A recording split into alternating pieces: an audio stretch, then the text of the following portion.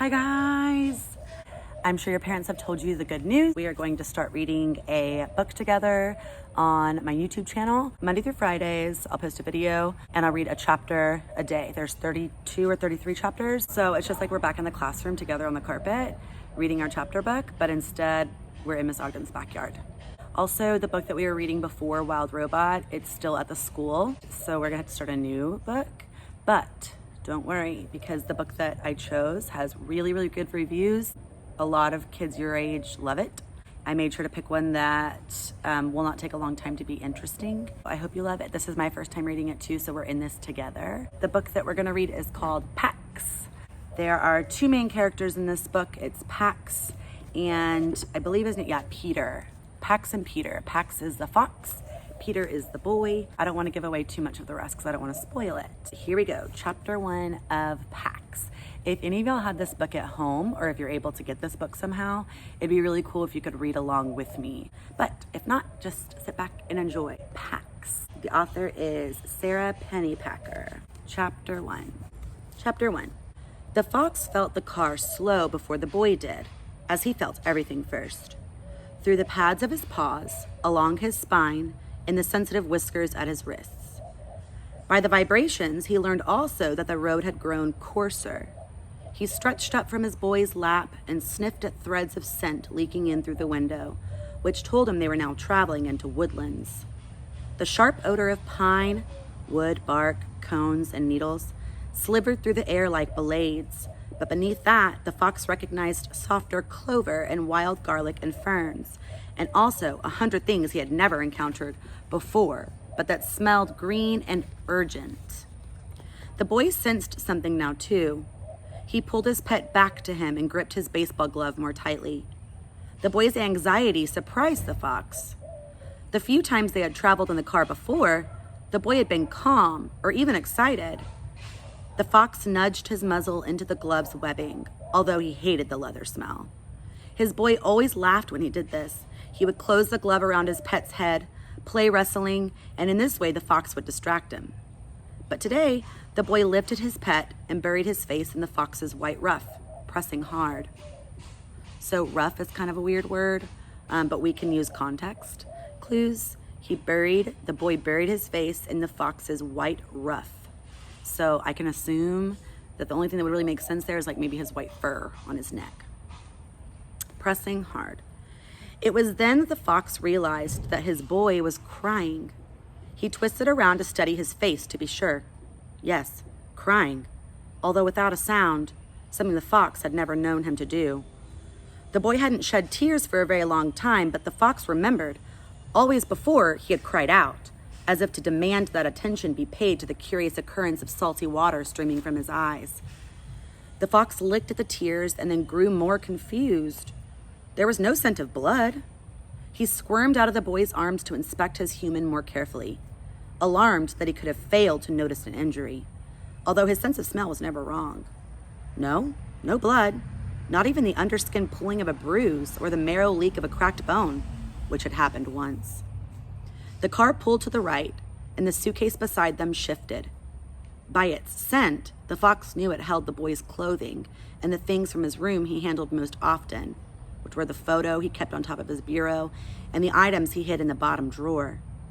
He pawed at a corner, hoping to pry the suitcase open enough for the boy's weak nose to smell these favored things and be more comforted.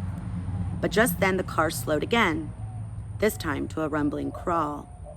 The boy slumped forward, his head in his hands. Now, we know in real life, like if we're slumping forward and our head is in our hands, we can assume and infer that the boy is feeling sad, and we already know he's crying, so something is not right here. The fox's heartbeat climbed and the brushy hairs of his tail lifted. The charred metal scent of the father's new clothing was burning his throat.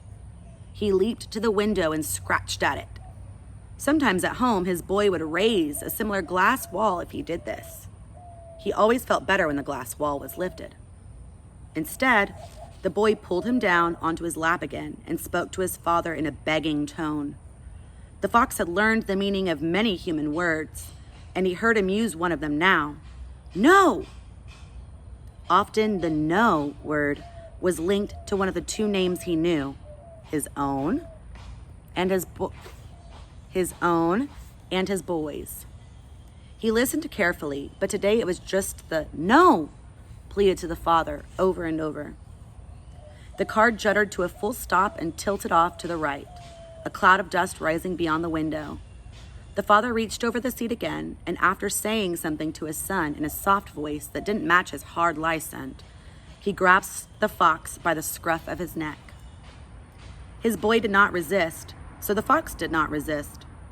He hung limp and vulnerable in the man's He hung limp and vulnerable in the man's grasp, although he was now frightened enough to nip.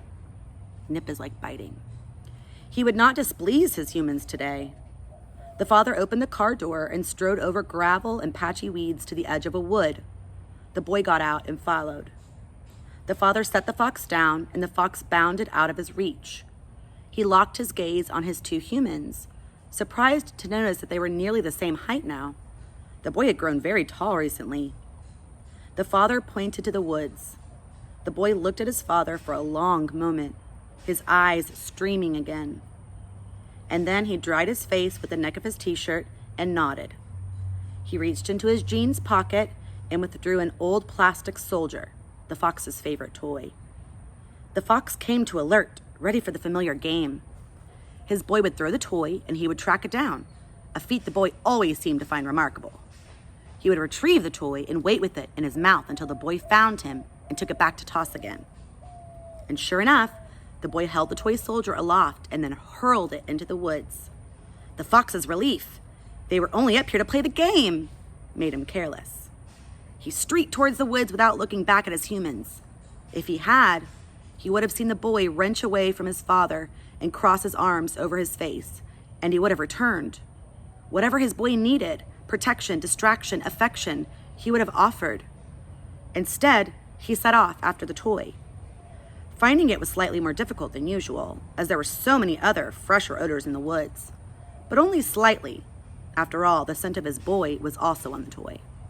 That scent he could find anywhere. The toy soldier lay face down at the burled root of a butternut tree, as if he had pitched himself there in despair. His rifle, its butt pressed tirelessly against his face, was buried to the hilt in leaf litter. The fox nudged the toy face, took it between his teeth, and rose on his haunches to allow his boy to find him. In the still woods, the only movements were bars of sunlight glinting like In the still woods, the only movements were bars of sunlight glinting like green glass through the leafy canopy. Ooh, that was onomatopoeia, alliteration, and it was tricky. Like green glass. There was no sign of his boy. A prickle of worry shivered up the fox's spine.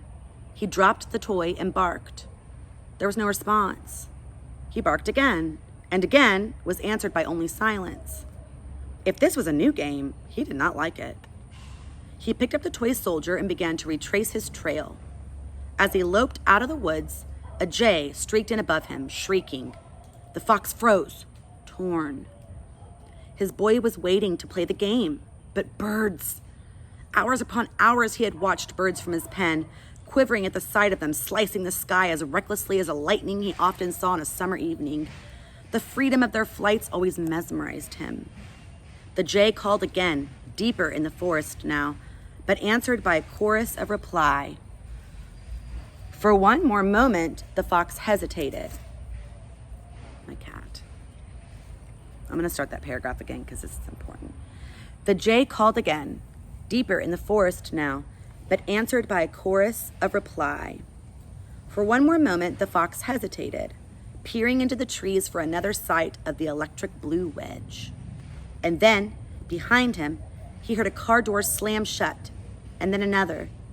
He bounded at full speed, heedless of the briars that tore at his cheeks. The car's engine roared to life, and the fox skidded to a stop at the edge of the road. His boy rolled the window down and reached his arms out. And as the car sped away in a pelting spray of gravel, the father cried out the boy's name, Peter! And the boy cried out the only other name the fox knew, Pax! that's sad. That's the end of chapter 1. I'm sure they're not going to give up on each other. So even if they left Pax, I'm going to predict that we have a lot more to come. I would love to know what you thought about chapter 1, what you think about this book so far. You can go ahead and leave it in the comments below. I've never gotten to say that before, so now I feel really cool. Also, let me know if you have this book at home. I would also love to know what your predictions are. Do not cheat. Do not go on Google and look at spoilers. But what do you predict is going to happen, at least in chapter 2? Don't go the full story. But what do you think is going to happen in chapter 2? I will post every single day, Monday through Friday, 1 chapter. I cannot promise a time. You all know that Miss Ogden is not organized enough for that. But it will be before it gets dark outside. I can promise you that. I look forward to reading the rest of this with you guys. I miss you so much. I can't say that enough. And I love you guys. Take care, wash your hands, stay safe, be nice to your mom and dad and your siblings and your aunts and uncles and your grandparents. Be nice to everyone. And I hope to see you guys soon. Love you.